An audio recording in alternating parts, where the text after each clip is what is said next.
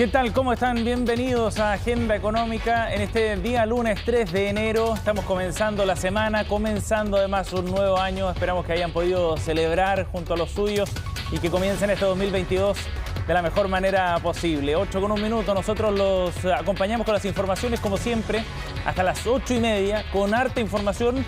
Esta semana y este lunes en particular empieza bien movido. Vamos a revisar de inmediato algunos de los temas más importantes para el día de hoy, adelantando parte de la agenda que tendremos en materia económica. Sobre todo porque hoy día el proyecto de pensión garantizada universal, la famosa PGU, este concepto del que hemos ido hablando en las últimas semanas, tiene una jornada bien relevante. Se votará hoy día en la Cámara de Diputados el proyecto que crea este mecanismo para la pensión garantizada universal. La propuesta, recordemos, que ha planteado el gobierno, que busca generar un piso de 185.000 pesos de pensión para el 90% de los jubilados en nuestro país, los de menores recursos, por cierto. Y esta jornada se vota el mecanismo para crearlo. Mañana, recordemos que van por carriles diferentes, se votará el proyecto para el financiamiento de esta iniciativa y es ahí donde está el conflicto principal. En la oposición, de todas maneras, están por apoyar esta iniciativa, a pesar de las dudas que hay sobre cómo financiarlo. Vamos a revisar la previa en unos minutos y qué es lo que ha dicho también el Consejo Fiscal Autónomo respecto a este debate. Por otro lado, estamos muy atentos. En unos minutos el Banco Central va a publicar el dato del IMASEC, el indicador mensual de actividad económica que refleja el crecimiento económico de nuestro país, correspondiente al mes de noviembre de 2021. Recordemos que hay un rezago, una diferencia respecto a la publicación de los datos. El mercado espera en torno a un 12% de crecimiento según los datos de la encuesta de expectativas económicas que publica el Banco Central, y hay antecedentes que podrían incluso llevar esa cifra más allá de lo esperado por los actores de mercado, fundamentalmente porque la semana pasada conocimos datos de producción que fueron mejores a los que se habían registrado ya en octubre. Recordemos que en el 10º mes del año pasado se había registrado un crecimiento en torno al 15% en el IMASEC. Por tanto, veremos si es que esta cifra está en esos niveles en los que espera el mercado o no. Ya les contaremos más detalles. A las 8:30 publica el dato del Banco Central. Por otra parte, en materia local, también este 2022 parte con antecedentes y novedades bien importantes en relación al sistema de aduanas en nuestro país. Uno que se ha visto puesto a prueba en el contexto de la pandemia por los mayores intercambios comerciales, por los desafíos logísticos también, pero a partir del 1 de enero comenzó y entró en vigencia un nuevo sistema que hace modificaciones al sistema de ingreso de algunos productos a nuestro país, con nuevas tarifas también desde el punto de vista de lo que cobra nuestro Estado por el ingreso de algunos productos y por el intercambio de mercancías con el resto del mundo. En la entrevista del día de hoy vamos a estar analizando precisamente este tema junto al director nacional de aduanas. Y a nivel internacional, Evergrande, ¿se acuerdan de esta inmobiliaria china gigante que estaba en serios problemas financieros? Bueno, está enfrentando hoy día un escenario todavía mucho más complejo y con mucho ruido, como ha sido la tónica en los últimos meses en torno a este gigante chino, porque el día de hoy la empresa decidió suspender la transacción de sus acciones en la bolsa de Hong Kong. Y según lo que están reportando medios a nivel internacional, esto ha generado una ola de especulaciones respecto a cuál es la real situación de la empresa, sobre todo porque anunció esta suspensión sin dar ningún motivo, como si faltaran algunas razones para seguir especulando respecto a su solidez de esta empresa, que es una de las más endeudadas a nivel global y que tuvo en vilo, de hecho, al mundo durante largas semanas por la inseguridad respecto a su solvencia. Bueno, hoy día las acciones están suspendidas en la bolsa de Hong Kong. Veremos qué es lo que informa más adelante. Ya les contaremos más detalles también respecto a cómo ha reaccionado el mercado sobre este antecedente. Y como siempre, revisamos también los datos de los mercados a nivel internacional, qué es lo que está ocurriendo con las bolsas a esta hora, a ver si trazan algún camino para lo que venga en el día de hoy en la bolsa de comercio local y también en otras plazas posteriormente. El Eurostoxx a esta hora está subiendo 0,93%, ganancia importante para la bolsa de comercio o para los mercados más bien en Europa, mientras que Londres está cayendo 0,25%, el DAX alemán sube 0,86% durante esta jornada en la primera sesión de transacciones en Europa, mientras que más temprano el Nikkei cerró con una caída de 0,4% en la bolsa de comercio de Japón. En Chile, acá en nuestro país, el día viernes una sesión mucho más estable y plana. Recordemos que en la previa del año nuevo no hubo mayores transacciones. El día jueves cerró, en todo caso, el año 2021 con una ganancia en torno a 0,49% la Bolsa de Comercio de Santiago. Bien, 8:06. Vamos a ir adelantando ya entonces algunos de los temas para el día de hoy. Partimos revisando la previa para la votación que tendremos hoy día en la Cámara de Diputados en torno a la pensión garantizada universal. Lo que se vota hoy en particular es la creación del mecanismo, la institucionalidad para poder llevar esta pensión garantizada al 90% de los jubilados en nuestro país. El tema del financiamiento es lo que genera más dudas, pero se vota por separado. De todas maneras, hay voluntad en la oposición para apoyar esta iniciativa. Los detalles de la previa en la siguiente nota.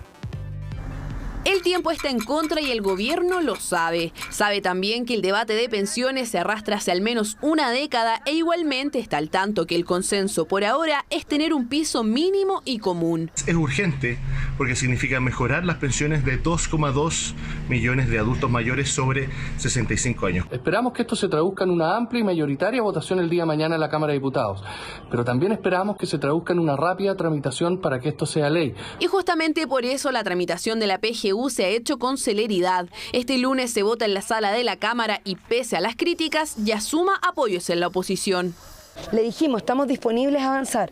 Nuestra disposición es aprobar. Y es que oponerse a un proyecto que busca darle una pensión garantizada al 90% de los jubilados de menores ingresos deja pocos réditos políticos. Por eso en la oposición se han abierto a respaldar la iniciativa, aunque los reparos a su financiamiento se mantienen. Es un proyecto que mejora las pensiones de los chilenos y chilenas, pero obviamente queremos insistir al gobierno en que aclare y transparente la situación del financiamiento de este proyecto. La pensión garantizada universal es una muy buena propuesta. Es tan buena que es parte de nuestro programa de gobierno. Lo que nosotros le hemos propuesto al gobierno es que mejoremos el proyecto de exenciones tributarias y que lo vinculemos con la implementación de la PGU.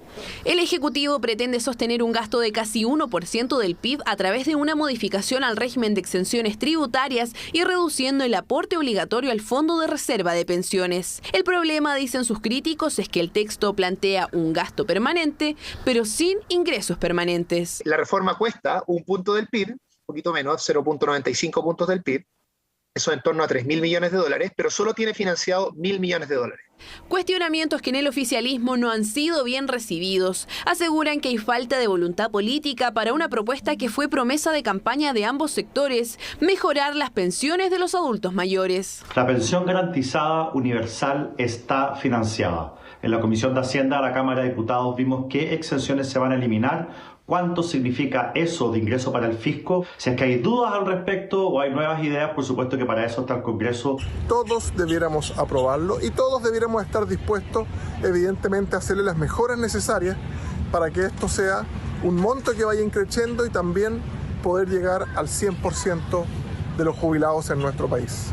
Aún así, plantean sus detractores, las exenciones no serían suficientes para mantener este gasto fiscal. No es el instrumento, es el monto que se requiere para su implementación. Estamos de acuerdo en estos beneficios que deben existir si uno quiere asegurar derechos sociales para la población de forma sostenible en el tiempo. Es importante que existan claramente las fuentes de financiamiento que van a sostener esos derechos sociales. El gobierno busca tener aprobada esta iniciativa en enero para poder pagar la primera PGU en febrero. Por eso una de las interrogantes es qué pasará con ella una vez que asuma la próxima administración y busque sacar adelante su propia pensión básica universal. Sería un tremendo error que el próximo gobierno partiera de cero. Recuerde usted que ellos están cuestionando el financiamiento.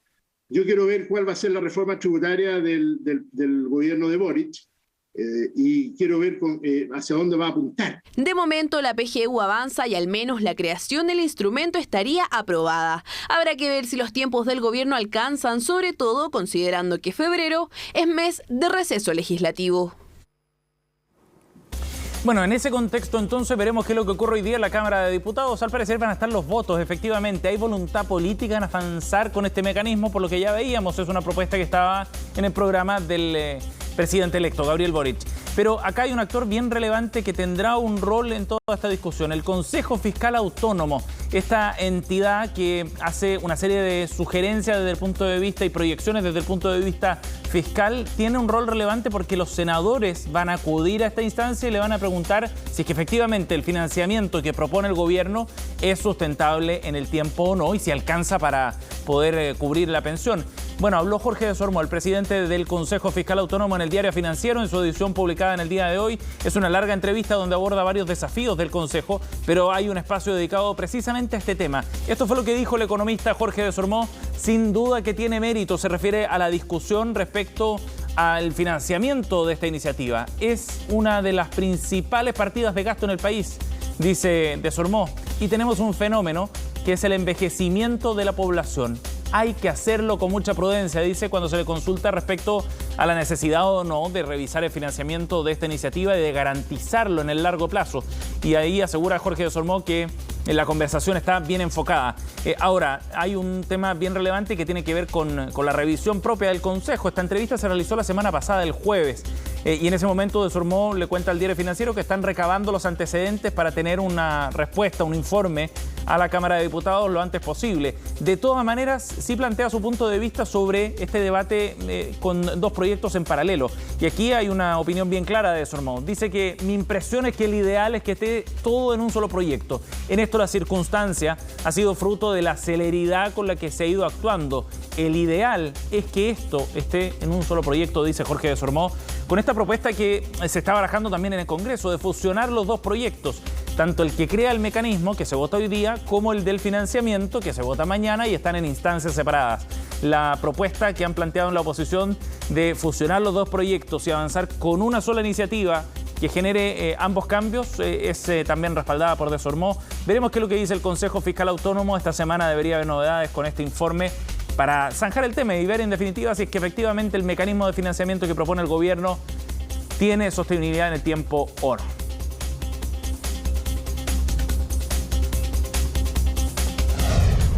8:13, vamos a ir a otro tema a nivel internacional. Como les decíamos, Evergrande nuevamente encendió las alarmas en los mercados globales, fundamentalmente porque sus acciones se suspendieron en las transacciones de la bolsa de Hong Kong, donde cotiza precisamente este gigante inmobiliario chino. Esta empresa que, recordemos, ha vivido serios momentos desde el punto de vista financiero, producto de la incapacidad para pagar sus deudas.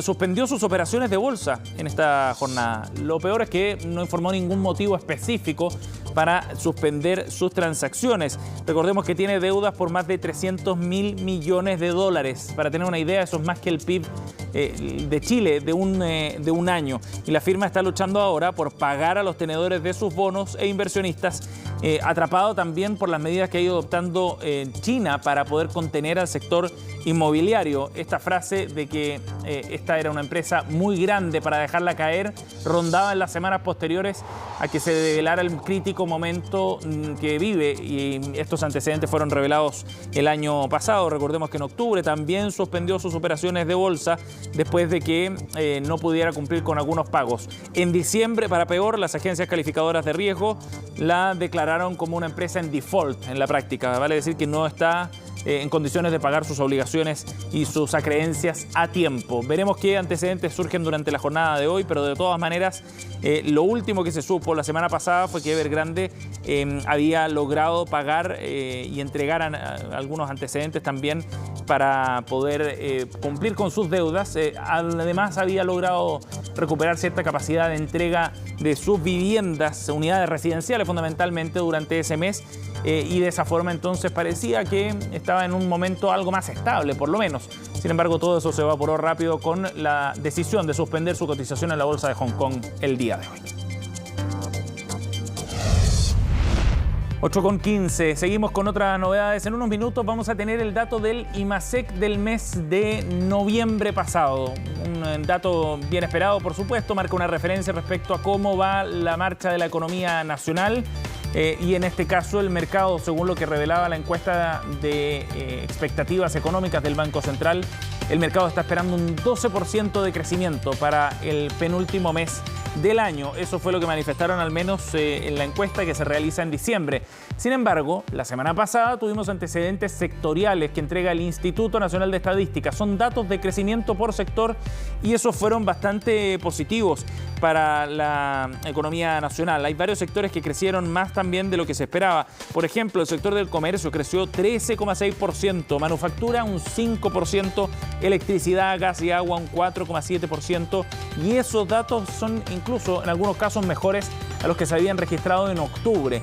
¿Y cuál fue el IMASEC de octubre? Bueno, de un 15%. Hoy día podría haber alguna sorpresa entonces y quizás el IMASEC de noviembre esté por sobre lo que esperaba el mercado hace algunas semanas atrás. De todas maneras, va a ser interesante también para ver cuál es el cierre del 2021. Son los últimos datos oficiales que conoceremos sobre actividad económica en un momento donde además el empleo muestra una vitalidad bien importante. La semana pasada, recordemos, conocimos el dato del último trimestre. Bajó un 7,5% el desempleo en nuestro país. Bien, nos vamos a ir a una pausa, 8,17. Volvemos de inmediato con más de Agenda Económica.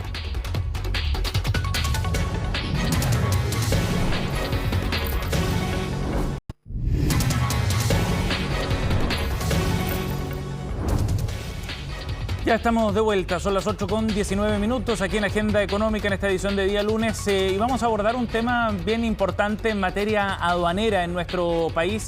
Este 2022 comienza con cambios bien relevantes desde el punto de vista del sistema de aduanas porque entra en vigencia desde el 1 de enero ya un nuevo arancel aduanero. El informe había sido entregado con estos antecedentes hace algunas semanas atrás, a comienzos de diciembre, pero la implementación empezó en este nuevo año. Vamos a conversar de este tema y para eso estamos en contacto con José Ignacio Palma, el director nacional de aduanas. Gracias por el contacto, muy amable. ¿Cómo estás, Sebastián? Buenos días, un gusto saludarte. Igualmente, gracias por conversar con nosotros. Bueno, director, abordemos este tema, es bien interesante por el desarrollo del comercio exterior en nuestro país, por supuesto, por largo tiempo. El sector es muy relevante y ha cobrado particular importancia en pandemia. Ya podremos hablar más de esos detalles, pero me gustaría que usted nos pudiera explicar primero en qué consiste este nuevo arancel y cuáles son los cambios que se implementaron a partir del 1 de enero. Bueno, Sebastián, el arancel aduanero es un instrumento de carácter normativo que establece una codificación a través de partidas arancelarias, a partir de códigos aduaneros, de distintas mercancías que forman parte de lo que es el intercambio comercial de Chile y del mundo. Es un instrumento de gran relevancia porque, en definitiva, recoge todo el trabajo que se desarrolla también a partir de lo que es la labor de la Organización Mundial de Aduanas, que establece un sistema armonizado de codificación de mercancías. Es importante porque, en definitiva, se trata de que un mismo producto tenga una identificación arancelaria tanto válida en Chile como en el resto del mundo. Eso otorga, sin ninguna duda, certeza jurídica a lo que son las operaciones, de modo que cada agente económico sabe perfectamente cuál es la clasificación arancelaria en Chile y en el resto de los países de estos productos. Director, es un trabajo bastante arduo. Entonces, para entender bien el efecto práctico que tiene esto, productos que antes no tenían un código, hoy día ya lo tienen y están unificados, digamos, a nivel internacional. Efectivamente, se trata de eso. Las mercancías, lo mismo que el comercio exterior va evolucionando, se van desarrollando nuevos productos y eso amerita que estos productos sean perfectamente bien clasificados, identificados en esta codificación que consagra el arancel aduanero chileno, que por lo demás tiene una larga data. Vamos en la 7ª enmienda, este arancel comenzó a regir el año 1990 y como se indicaba, a partir del 1 de enero está en vigencia la 7ª enmienda del nuevo arancel aduanero de Chile. Director, ¿y esto significa en la práctica más costos, que estos productos ahora empiezan a pagar por el ingreso a nuestro país? ¿Qué significa para aquellos que efectivamente están comercializando estos productos? ¿Y qué productos son también, que no los hemos mencionado? No, Sebastián, el arancel aduanero no establece ninguna modificación respecto de los valores que corresponde pagar. El arancel no es un instrumento que especifique derechos o aranceles, sino que simplemente clasifica de manera adecuada aperturando ciertas partidas los productos de que se trata. Ahora, en este séptimo arancel aduanero, séptima enmienda, hay algunos productos que se incorporan, por ejemplo, en el ámbito de la tecnología, los teléfonos inteligentes, dispositivos electrónicos que permiten grabar imágenes y audio y su reproducción son elementos que ahora están aperturados e identificados con mayor claridad en el arancel aduanero. Lo mismo las aeronaves no tripuladas, los drones, por ejemplo, ahora forman parte de lo que es la identificación dentro del arancel. Las impresoras 3D también es un producto nuevo que se incorpora. En el ámbito alimenticio, por ejemplo, también hay aperturas recogiendo incluso recomendaciones de la FAO a propósito de productos tales como nueces orgánicas, toronjas, pomelos, semillas de cannabis e incluso algunos artículos derivados o productos derivados del tabaco también están considerados con una nueva apertura arancelaria. En el ámbito también de lo que son productos destinados al cuidado de la salud, también se encuentran allí algunos elementos destinados a cultivos celulares, por mencionar algunos artículos de los más relevantes que trae considerados ahora el nuevo arancel aduanero. Director, hablemos también de lo que viene para este año 2022, pensando en el desafío que ha supuesto para el comercio a nivel global la pandemia. Ha habido muchísimos problemas logísticos también y algunas complicaciones que han afectado a todo el mundo en la práctica, con problemas de retraso, por ejemplo, bien importantes. ¿Cuál es la evaluación que hacen ustedes respecto a cómo respondió el sistema en nuestro país? Nuestra evaluación es positiva, Sebastián. Como aduana, nosotros implementamos desde el inicio de la pandemia distintas medidas para facilitar lo que era la agilización de los procesos de comercio exterior. Digitalizamos una serie de trámites y esto fue bastante bien recibido y evaluado por distintos agentes, particularmente los agentes de aduana y otros operadores logísticos de la cadena del comercio exterior. Sin embargo, es cierto que ha habido algunas otras dificultades, como la falta de contenedores, por ejemplo, o lo que se ha también diagnosticado, la falta de conductores de camiones. Claro. Todo eso, evidentemente, que tiene algún efecto en la ralentización de los procesos del comercio exterior. Pero desde el punto de vista de aduana hemos funcionado, yo diría que de manera bastante significativa, positiva, en términos de permitir trámites ágiles y expeditos mediante fundamentalmente la digitalización de estas gestiones. ¿Y ha sido suficiente para poder compensar las demoras que se han producido en los distintos puertos? ¿Cuáles son las estadísticas que manejan ustedes respecto a las demoras en el ingreso a nuestro país de las mercancías, director? No, a ver, han contribuido a una mayor agilización, pero ciertamente, por ejemplo, fenómenos incluso climáticos, marítimos, como las marejadas, que a veces han afectado el cierre de algunos terminales portuarios importantes, como San Antonio. Lo propio que señalaba respecto de la falta de algunos trabajadores en el ámbito del transporte, incluso en el ámbito de la operación logística interna de los terminales portuarios, evidentemente que estas medidas de agilización no permiten aminorar en un 100% los efectos de estos retrasos y de estas ralentizaciones. Sin embargo, creo yo que todo el sector público y privado se ha puesto a trabajar con el propósito de implementar medidas que puedan amortiguar los efectos de lo que han sido estos, yo diría, elementos externos que nos han afectado y que evidentemente que han tenido algún impacto negativo en lo que es los tiempos de despacho de las mercancías en los terminales portuarios. ¿Y cuánto ha influido en eso también, director, el enorme crecimiento que ha tenido el comercio desde el punto de vista minorista, digamos? Hoy día comprar a través de una plataforma a nivel internacional, en Amazon, en AliExpress, entre otras, se ha masificado muchísimo por la masificación de los medios de pago, por la publicidad y la arremetida que han tenido estas plataformas, etcétera. ¿Eso ha significado un impacto también para el sistema de aduanas en Chile? Ha significado un impacto, Sebastián, porque en definitiva el incremento del comercio electrónico transfronterizo ha sido extraordinariamente significativo. Y eso ha provocado un estrés de nuestros propios sistemas de tramitación aduanero. Por lo tanto, hemos estado permanentemente trabajando en la implementación de medidas de mejora para evitar encolamientos en lo que es la tramitación de las guías courier. Sin embargo, esto responde a todo un sistema, responde también a elementos de tipo tecnológico propios de los operadores courier y también responde a la implementación de espacios adecuados para el almacenamiento de estas mercancías. desde ese punto de vista, contar con almacenes más de mayor capacidad, pero cercanos a los puntos de arribo de las mercancías, esto es el aeropuerto Arturo Merino Benítez en Santiago, también es un desafío importante para el sector privado.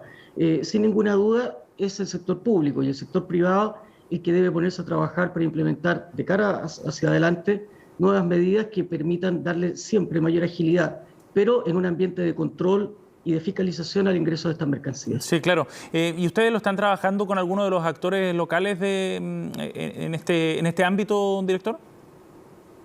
Hemos instalado recientemente una mesa de trabajo con Atrex, que es la entidad gremial que aglutina a los operadores courier del país, con el propósito definitivamente de poder solucionar los problemas de espacio.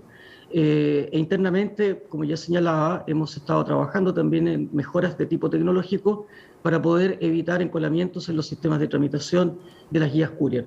Como digo, es un gran desafío del sector público y del sector privado. No es una tarea sencilla, los incrementos, ya se ha señalado, han sido importantes, muy relevantes y por tanto sí, claro. Los actores que están en esta industria tienen que prepararse adecuadamente para seguir soportando lo que es un incremento que no vemos que vaya a disminuir. Los hábitos de consumo y de compra en el extranjero ya definitivamente cambiaron. Sí, director, y en ese sentido, ¿cuánto pueden hacer las empresas remitentes de estos productos? Con envíos, por ejemplo, que sean conjuntos para evitar la llegada de millones de paquetes, sino que se fueran reduciendo, por ejemplo, los envíos. Creo que esa es una medida, pero también es muy importante, y como aduana, Sebastián, para nosotros es muy relevante que siempre se transmita la información de manera anticipada, fidedigna y completa. Esto es la identificación clara del producto de que se trata, su valor, no incurrir en subvaloración, porque eso también retrasa lo que es el despacho de la mercancía, también acompañar todos los documentos, certificados, vistos buenos que determinadas mercancías tienen que cumplir. Eso también es muy relevante en materia de agilización del despacho de estas mercancías que llegan vía courier. Bien, director Palma, muchísimas gracias por conversar con nosotros esta mañana para abordar este tema. Hay cambios importantes y viene un 2022 seguramente tan desafiante como los anteriores en esta época post-pandemia, ¿no? Con las modificaciones que se han visto a nivel global en el comercio exterior. Gracias por conversar con nosotros, muy amable. Muchas gracias, buenos días, Sebastián. Bien, 8:30, estamos cerrando nuestra edición de Agenda Económica. Muy atentos, por supuesto, al dato que va a entregar el Banco Central en unos minutos del IMACEC, el indicador mensual de actividad económica. En su sitio web va a estar publicado ya este indicador. En unos minutos, por supuesto, acá en CNN Chile tendremos la información sobre el crecimiento del país en el mes de noviembre del año pasado. Gracias por acompañarnos. Ya viene Conexión Global con las informaciones internacionales.